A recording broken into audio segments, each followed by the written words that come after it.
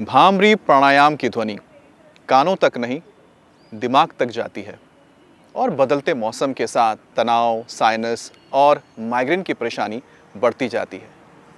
लेकिन भामरी प्राणायाम nervous system को शांत करता है, दिमाग में ऑक्सीजन के फ्लो को बढ़ाता है, सिर के भारीपन को कम करता है। और यही वजह है कि आजकल भ्रामरी प्राणायाम को योग नहीं बल्कि एक नेचुरल पेन रिलीफ के तौर पर देखा जा रहा है। बिल्कुल अमित, क्योंकि जैसे जैसे मौसम करवट ले रहा है वैसे वैसे हमारा शरीर भी रिएक्ट कर रहा है। एलर्जी, डिहाइड्रेशन और साथ ही स्क्रीन टाइम और स्ट्रेस, इन सब का असर एक ही जगह पड़ रहा है, सिर दर्द। और हालात ये हैं कि आज के दौर में ऐसा लगता है कि मानो हर 100 में से 99 लोग किसी न किसी तरह के सिर दर्द से जूझ रहे हैं। बिल्कुल ईशा, अब चलें? बिल्कुल।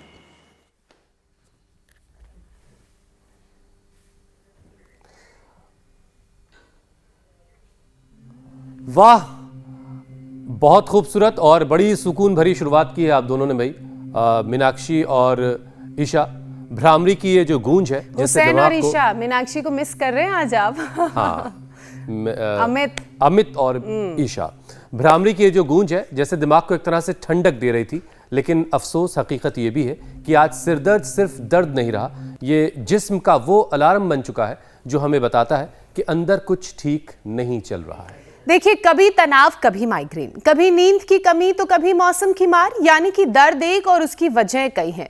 तो आज हम आपको बताने वाले हैं कि ये जो दर्द हैं और उनकी वजह हैं उसकी क्या कहानी है। आ जाइए अमित और ईशा, समझाइए, क्योंकि एम्स की जो स्टडी आई है।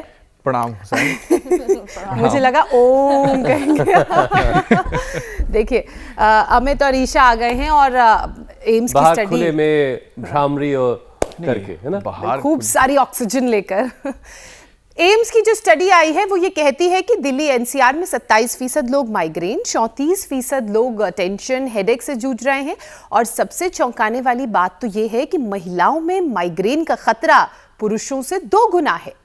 दरअसल सिरदर्द एक नहीं कई रूपों में आता है। अब जैसे कि सिर के चारों ओर एक कसाव, टेंशन, हेडेक, सिर के एक हिस्से में धड़कता दर्द जो बार बार ऐसे ना ब्लिंक जैसा करता है, माइग्रेन, आंख के पीछे अचानक तेज दर्द होना, क्लस्टर हेडेक, अलग अलग जगहों पे माथे और गाल में दबाव, साइनस हेडेक, और कई बार तो ये किसी और परेशानी का भी सिग्नल भी होता है, जैसे कि डिहाइड्रेशन, हाई बीपी, खराब पोस्चर या फिर नींद की गड़बड़ी।